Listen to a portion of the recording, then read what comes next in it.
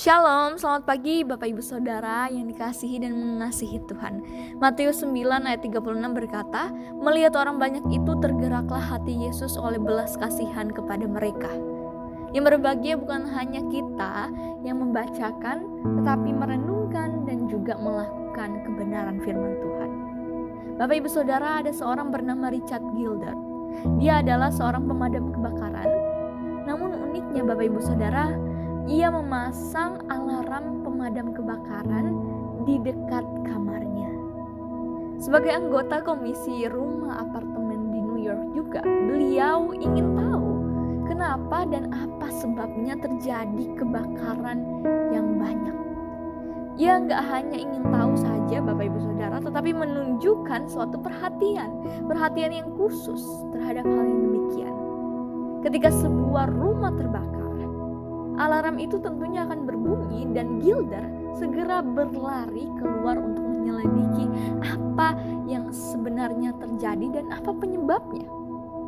Bapak Ibu Saudara yang dikasihi Tuhan, apakah kita juga memiliki perhatian sama seperti orang-orang yang kelaparan, sama seperti orang-orang yang sakit dan menderita karena tekanan? Bagaimana dengan orang-orang yang belum mengenal Kristus, akan tinggal selamanya di neraka? Seberapa besar perhatian kita terhadap masa depan mereka? Apakah kita juga Bapak Ibu Saudara memiliki belas kasihan seperti yang menggerakkan hati juru selamat kita? Sama halnya Bapak Ibu Saudara ketika merenungkan dan merefleksikan kembali, Rasul Paulus juga memiliki perhatian yang begitu besar sama seperti itu. Di dalam Roma 9 ayat 2 menulis, "Aku sangat berduka cita dan bersedih hati."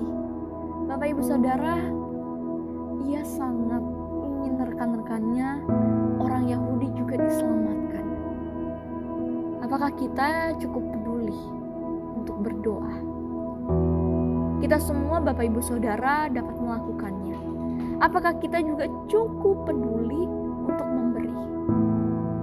Kita dapat menjadi pelayan yang setia dan menyumbangkan tenaga kita, dana kita dalam pelayanan penginjilan yang sedang dijalankan.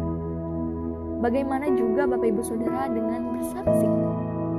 Kita dapat berbicara tentang kepercayaan kita kepada seorang teman, kepada orang asing maupun kerabat kita yang belum percaya.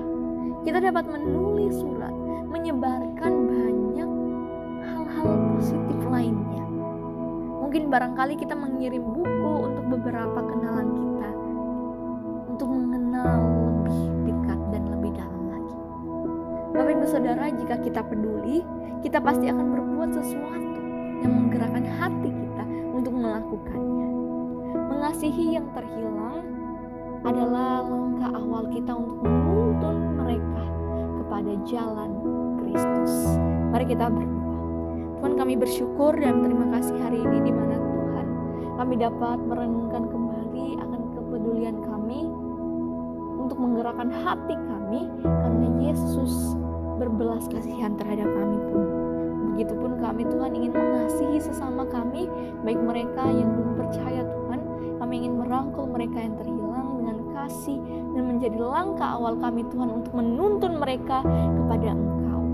Tuhan, kami juga rindu dan bersyukur berdoa untuk Ibu Lili Anggraini yang berulang tahun pada hari ini. Tuhan, tambahkan hikmat, berikanlah beliau selalu kesehatan dan kebijaksanaan dalam menjalani segala sesuatunya, berdasarkan kepada kebenaran dan bersaksi menjadi orang-orang Kristen yang telah diselamatkan.